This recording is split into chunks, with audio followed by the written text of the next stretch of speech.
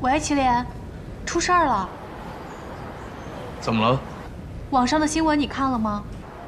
有个叫谢意的演员过红毯的时候妆容出问题了，妆是小圆画的。我看到主办方的人把小圆带走了，怎么办啊？我知道了。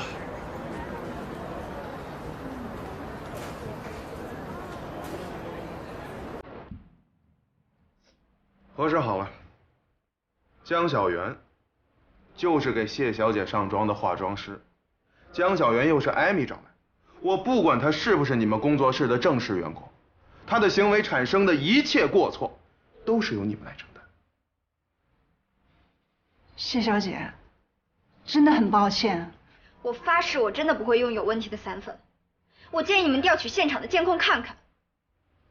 你找人来给我补的妆，你先假装不知道。你信不信我现在就把名字放网上，让业内人封杀你？查明事实真相是主办方的工作，这事儿我没做，我就不会认。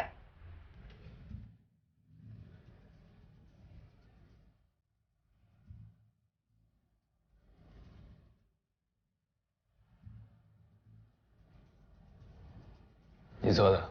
你终于肯来见我了。这是他的意思，还是你自己的主张？你知道范总的脾气，这种手段虽然下作，但是我也是被逼无奈。事情发展成这样，只能怪你不该带他来这里。你别怨我啊，当初不是我想自己走的，是范总逼我的。你知道，他根本不希望你培养出自己的人。你喜欢攀高枝是你的自由，你不用跟我解释，也不会。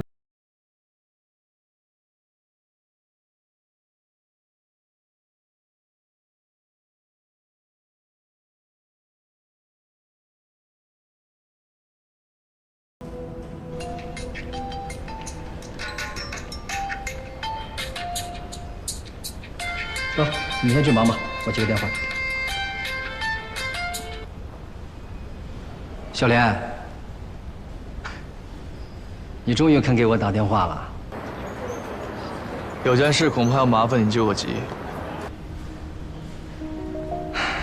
这么多年，你还没有为什么事情开口求过我呢。说吧。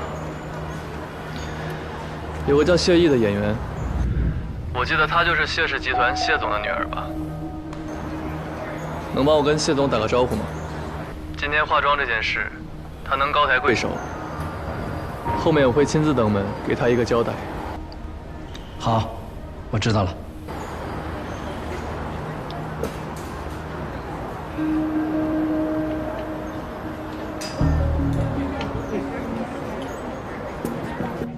他是我的助理，有问题我来负责。蒋博，谢小姐的妆你都没沾手，这事你就不要来插一脚了。第一，江小媛是我的助理；第二，他的合约都是和我签的，作为他的雇佣人，为他承担责任，合情合理。不是你谁呀？你承担什么责任？我形象全毁了，你赔得起吗？谢小姐，你有什么条件都可以提。蒋博，你别说话。对今天造成的负面影响，我感到很抱歉。作为补偿，我可以给你一次红毯、杂志封面、商业代言、新戏角色，什么都可以。口气真不小。不是，你谁呀？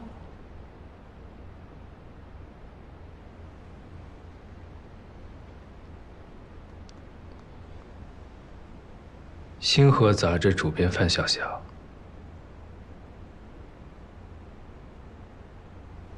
是我母亲。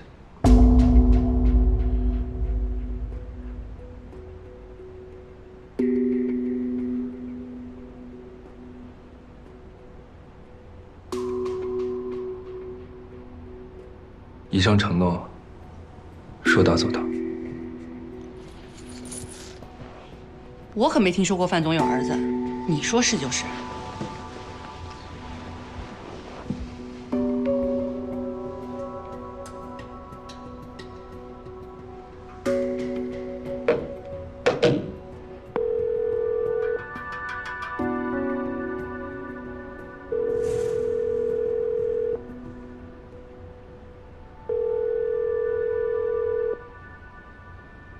小博，怎么了？妈，谢小姐正在追究我今天晚上的事故责任，说我赔不起她的形象损失。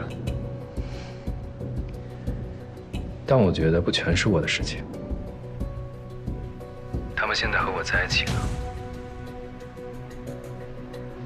妈，你觉得我应该怎么解决？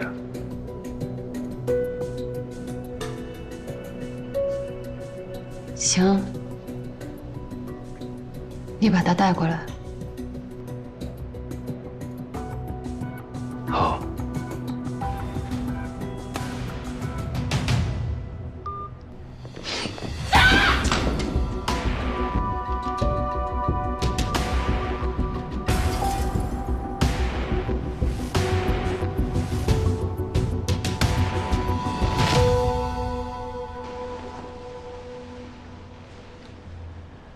谢小姐，请吧。谢小姐，刚刚您父亲来信息说这件事情不要闹得太大，我们还是先去范总那儿吧。啊。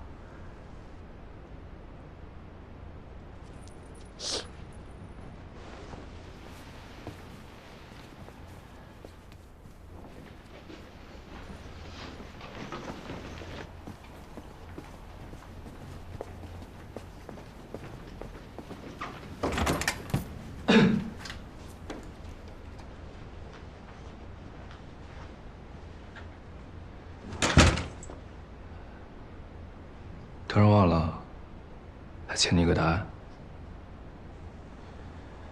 其实麒麟只猜对了一半。我当初招你，确实有别的想法，想把你留在身边，用来跟别人做交易。可惜，心软了。实在舍不得你身上这身才华。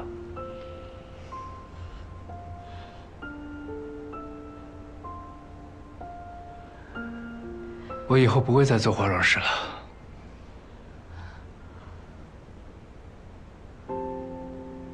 但是你一定要好好做下去。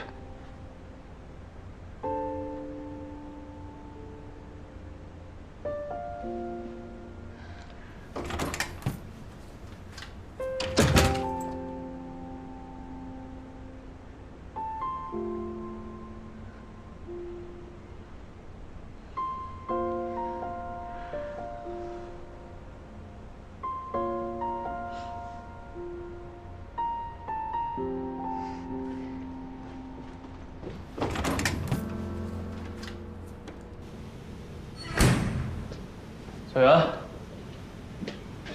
事情我都听说了，谢也为难你了。蒋博替我顶锅了，这事不是我做的，我也不想让蒋博替我浪费那么多。那你打算怎么办？我想调一下监控，但是他们不让。等我一下。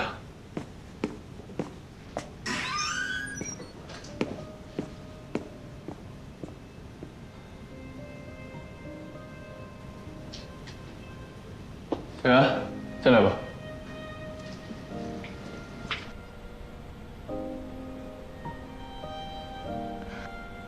你怎么跟他说的？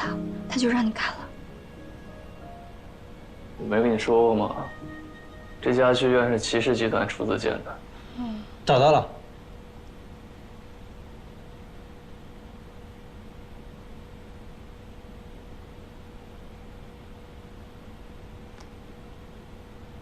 还有别的角度吗？稍等一下。有了。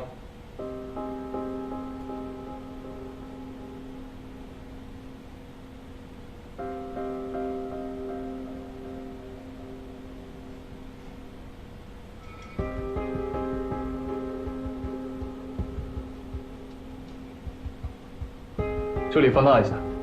好。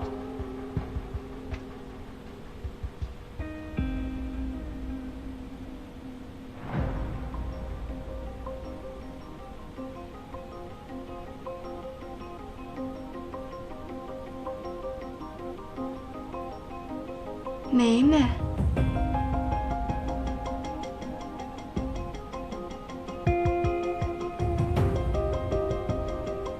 辛苦了，没事。剩下的交给我，谢意那边你不用担心，不会再找你麻烦了。那我得跟蒋博说一声，省得他动用他家里人的关系。蒋博家里什么关系啊？他是范小小的儿子。你确定？嗯。我来处理吧，你先去收拾东西，我送你回去。行。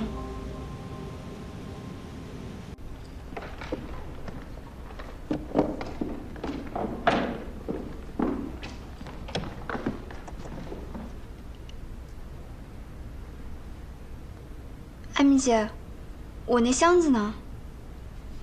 蒋博的化妆箱让范总的人带走了。啊？哦，蒋博真不打算做化妆师了？恐怕是的吧，我也不是很清楚。我只知道他今天带你来是来给你铺路的，谁知道发生这种事情。刚刚我们总公司来电话了，点名说不能聘请。真不知道你到底是得罪谁了，电话都打到总公司了。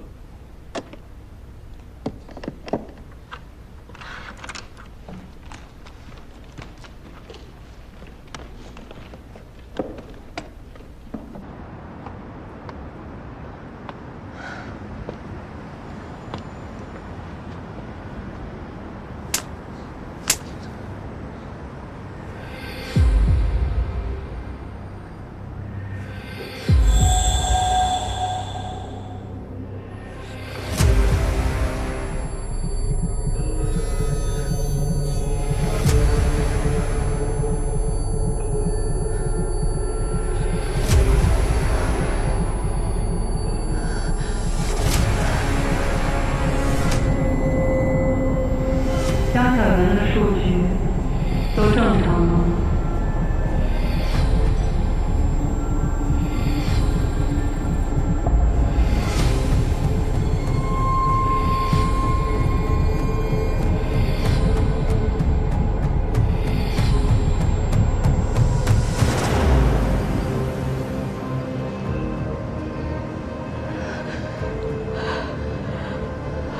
你既然决定把所有的事情公诸于众，好，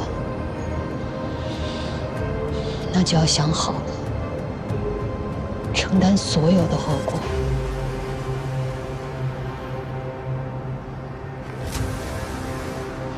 走。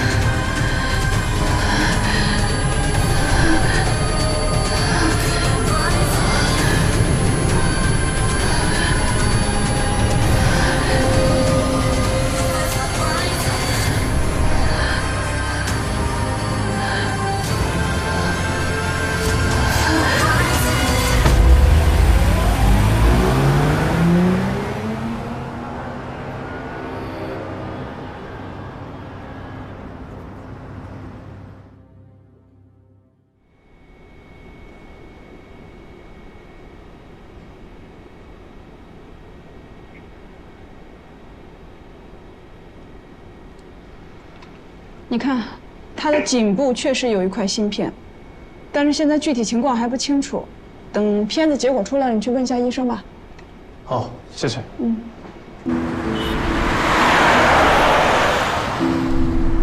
喂，检查结果怎么样？一切指标正常，大脑没有任何病变现象。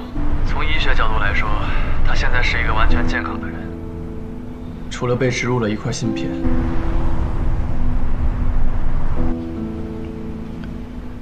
老陈，你劝我带他做一个脑部 CT， 是不是因为你们在霍博宇体内也找到一块？你们对外宣称结案，实际仍在调查霍博宇的死因，对吗？医生怎么说？芯片可以摘除吗？已经和中枢系统长到一块儿了。医生说，这个芯片会影响干扰载体的中枢神经，造成情绪不稳或者耳鸣，也会导致身体免疫系统下降。贸然摘除，后果不堪设想。芯片的事儿，我们也会帮忙想办法。多费点心，稳住他的情绪吧。好，我明白。对了，这件事我不想小远知道，你也别告诉他了。好，我明白。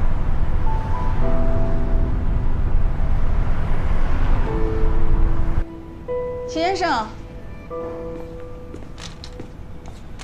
正好你的片子也出来了，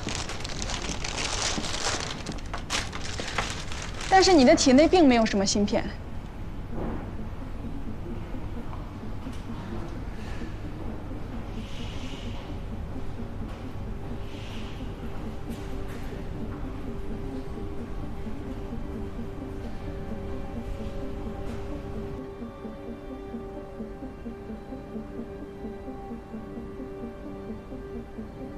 为什么我跟小袁都参加过灯塔系统，偏偏只有他跟霍博于脑后被植入了芯片？猛犸游戏背后到底隐藏着什么？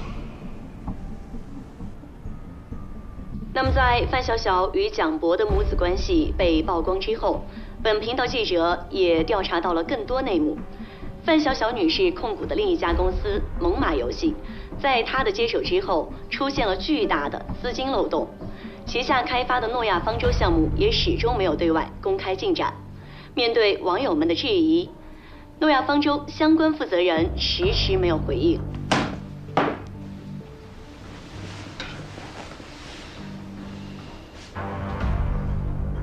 小周，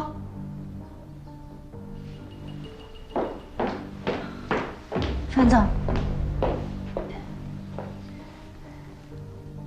去安排个新闻发布会。他们不是想看诺亚方舟吗？行，让他们看个够。可是范总，江小源那边的数据还有一阵就能回收，现在公开会不会太冒？怎么了？又冒险了？真把自己当总经理了？我的话都不听了吗？诺亚方舟不过就是台游戏舱，谁能知道它就是灯塔系统？现在曝光率这么高，后续计划怎么进行？一定要压下来。记住，你只是替我管理公司。好。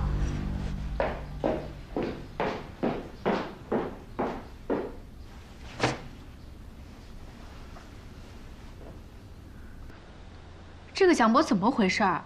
昨天刚参加完盛典，今天就退圈了，微博广场都炸了。怎么说退就退了？不过呢，这也是他的作风。当年参加全国美妆大赛的时候一举夺冠，不知道惊艳了多少人，然后就销声匿迹了，再然后就是在庄梦当讲师了。以他的水平，开个个人工作室都绰绰有余，不知道他咋想的，挺可惜的啊。哎，对了，小袁，今天早上有人把那个截屏发到网上了，把陷害你的那个人扒了个精光，你知道是谁吗？岳宁川手底下的人。岳宁川，你是不是跟他结过仇啊？谁知道呢？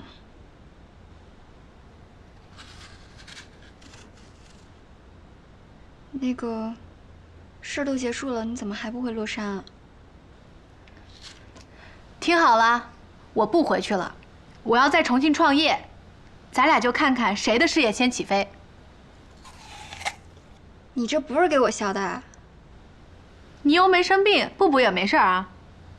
还有，你们家祁连真的太夸张了，摔一跤还要留院观察。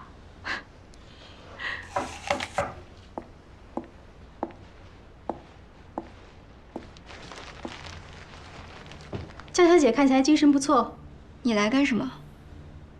她能来干嘛呀？找你封口呗。她已经把那个助理辞退了，现在只要你在网上不发声，她就能把自己撇得干干净净。瑞瑞，你帮我看看祁连来了没有？去啊！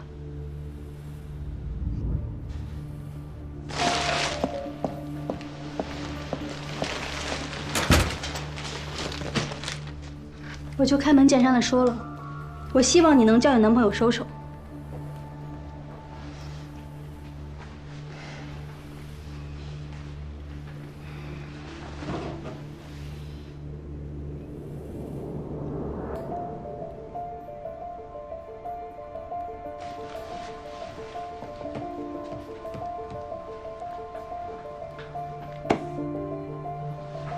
蒋博为了帮你，不惜连他守了那么多年的秘密都说了出去，你转头就把他给卖了，还逼得他退圈。你这话说反了吧？要没你昨天摆那一局，蒋博会被牵扯进来吗？我看现在是你需要别人为你挡枪，这信息是不是你透露给媒体的？我的前途都捏在范总手里，透露这种消息对我能有什么好处？你要是还有点良心，就赶紧叫你男朋友收手。我知道他想干什么，他会害死蒋博的。你走吧，我不想跟你聊这些。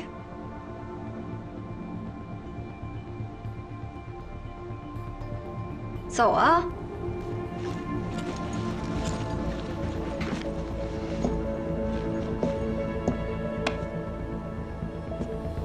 这么多年，范总一直都在逼他放弃化妆。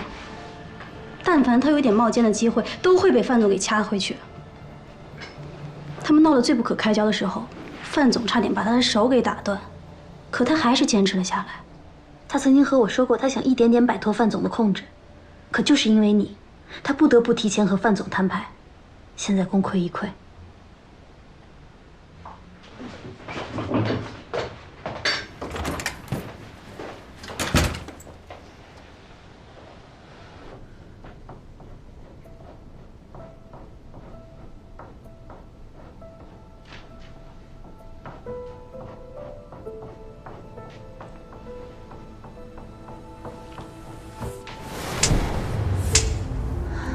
你明明知道这么多年我为了保守这个秘密付出了多少，现在你居然为了江小媛让我前功尽弃，难道你忘了你的一切都是我给的了吗？这是你欠我的。你给我回来！你给我放开啊！你去哪儿？我他妈爱去哪儿去，你管得着吗？他说有了孩子就会留在我身边，可是领养了你以后，他还是走了。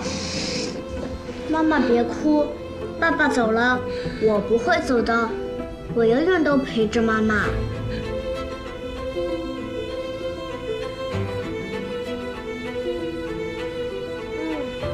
好好哭啊！你能帮妈妈度过这一劫吗？他们每天都查我的账，我精疲力尽。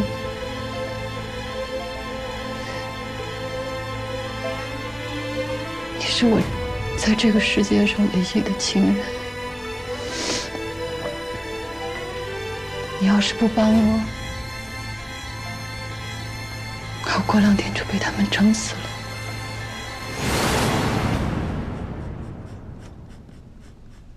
面对多日来的质疑，猛犸游戏工作室今日作出回应。据悉，猛犸游戏将于今天晚上公布诺亚方舟游戏体验舱，并对此前的质疑做出了正面回应。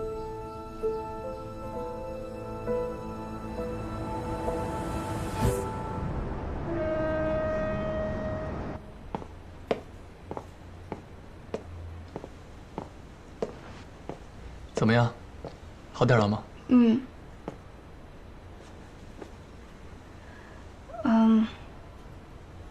蒋博那事儿是你爆出去的吗？哎呀，祁连，我把他的隐私告诉你，是因为我信任你。你不能因为你要去对付那个范小小，就把这个事儿给捅出去了。你看看，网上那些人都是怎么说他的。这个人的背景，远比你想象的复杂的多。看看这个。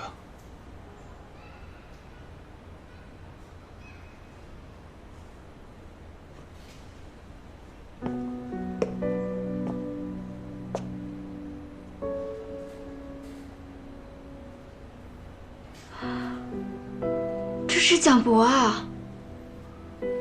蒋博是范小小和她第一任丈夫一起领养的孩子，他们之间没有血缘关系。在她10岁那年，有邻居报案称蒋博一直遭到严重的家庭暴力，但在后来警方上门查访的时候，发现他用一把水果刀捅死了自己的养父。警方发现他对暴力行为有严重的创伤后应激障碍，加上邻居的证词，最终判定他为正当防卫。之后，他在精神康复中心待了4年，才重新回归正常生活。但那时候范小小已经再婚，而且并没有把她的存在告诉给她第2任丈夫。再后来，范小小就对外隐瞒了蒋博。之后，他就开始了劣迹斑斑的少年时代，高中就被劝退，之后转去了私立学校，也没有读完。医生给他开具的病历里写过他有躁郁症。他脾气确实有点怪，但是我感觉他的精神状态还算挺稳定的吧。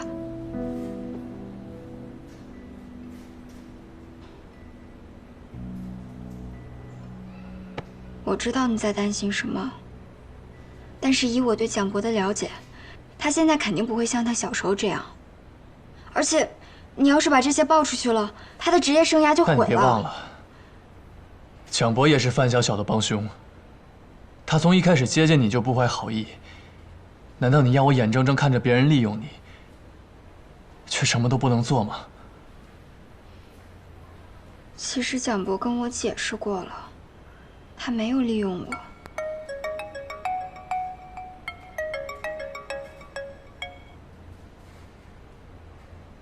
喂。哎，兄弟，卢教授那边有诺亚的消息了。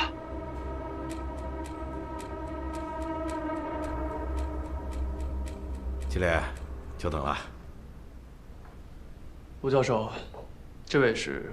啊，我来介绍一下，这位是白远山先生，曾经是明光实验室的投资人，也是诺亚最早的伯乐，他应该算是最了解灯塔系统的人了。你好。坐。时隔多年，没想到竟然还有人在关注着这件事情。你有什么想要了解的，尽管问吧。您知道诺亚在哪儿吗？我找了他很多年，始终没有他的任何消息。诺亚5年前就已经去世了。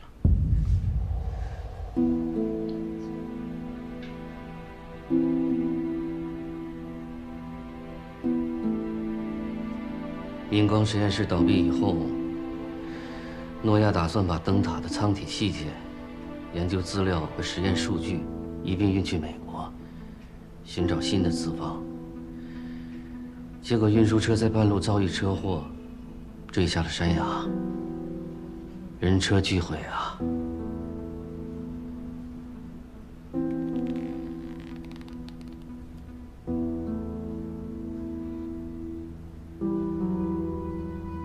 那你们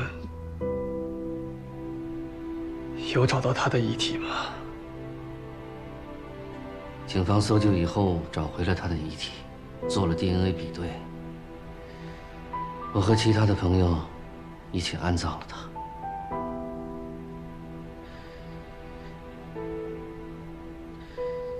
现在这个猛犸游戏的诺亚方舟项目，其实是抄袭了从前明光实验室的灯塔系统。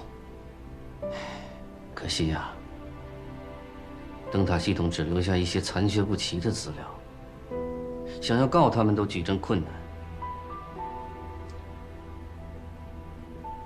我记得那个叫范小小的人，其实曾经找到过诺亚，提出要收购明光实验室，但是被诺亚拒绝了。我不知道他是从什么渠道复制走了灯塔的核心代码。按理说，诺亚不会那么不小心的呀。诺亚他的中文名字是叫许敬阳吗？你连这个都知道啊？他是美籍华人，从小呢被白人夫妇收养。但他的确有个中文名字，就叫许金阳。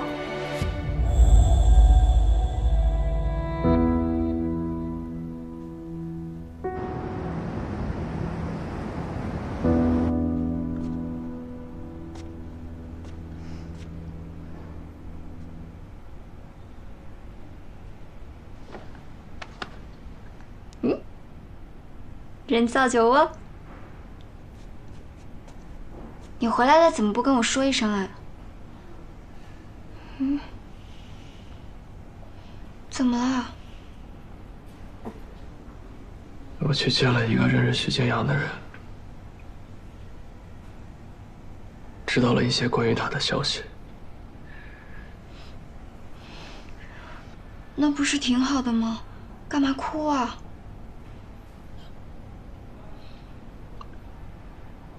没想到我找了这么多年的人，却再也没有机会见到他了。他怎么了？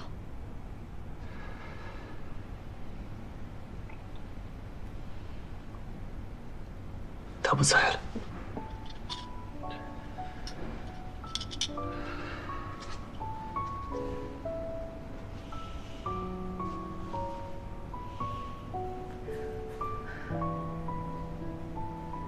别哭。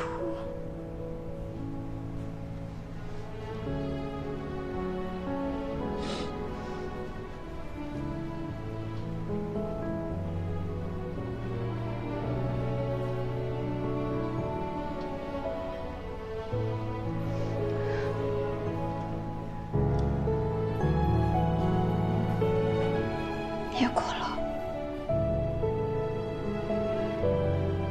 别哭。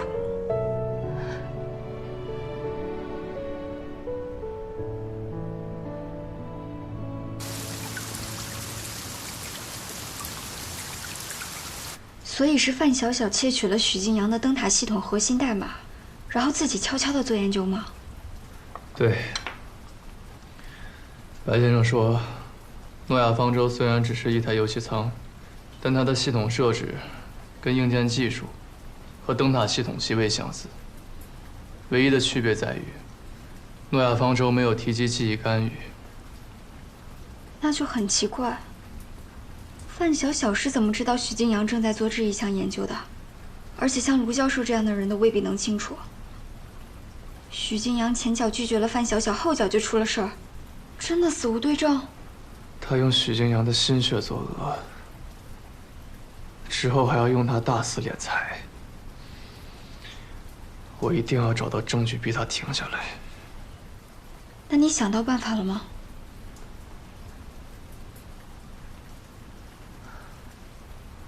我就怕我们逼得太紧，对你会有危险。这样吧，明天我去给范小小做专访，你跟我一起。如果我没猜错的话，蒋博也在那里。有话说就去，省得你放不下他。好。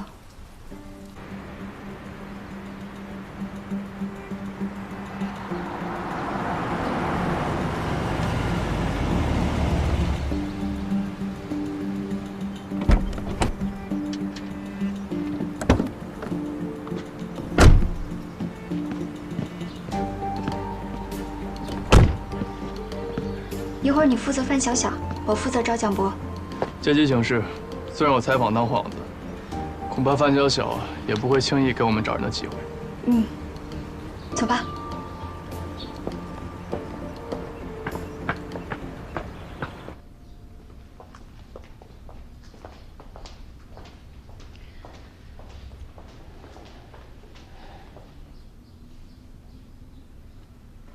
齐先生，工作的场合还带着女朋友，不合适吧？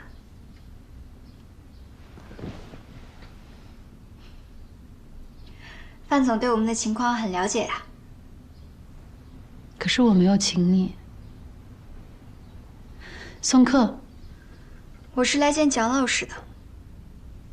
我跟他有一点工作上的交接问题，需要当面说清楚。他不在。是吗？那只能报警了。我已经2天没联系上他了。哦，对了，秦，你的录音笔开着了吗？开着了。范总，请他下来一趟，应该不费事儿吧？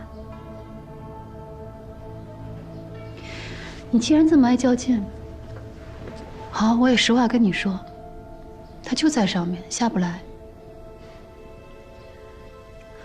许先生，我下面说的话，也请你一并都记在你的报道里吧。蒋博有严重的躁郁症，我不希望他一直在屋里待着，也不愿意他完全融入社会，更不希望因为我的身份，让无关的人骚扰他。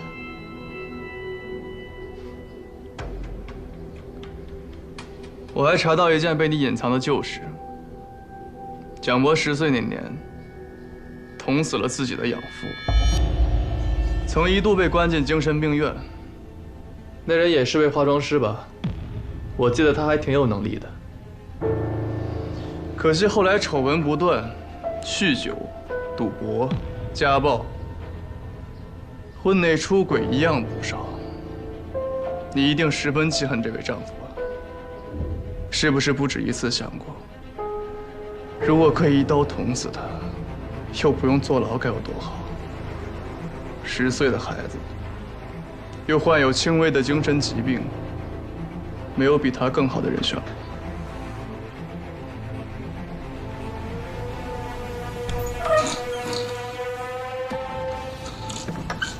妈妈，我回来啦！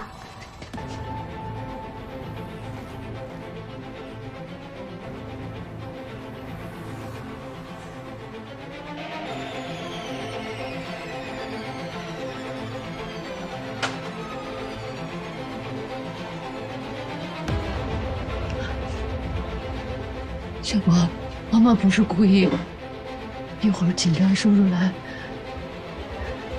你千万不能说是我干的，听见没有？听见没有？听见没有？啊，听见了吗？听见了吗？啊！这也是你一直对外隐瞒蒋博是你儿子的原因吧？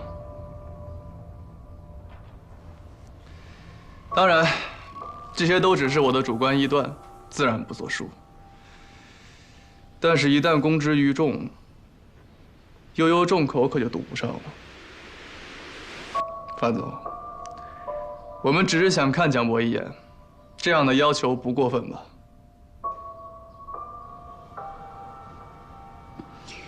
你跟我绕了这么大一圈，不就是为了想见蒋博吗？行，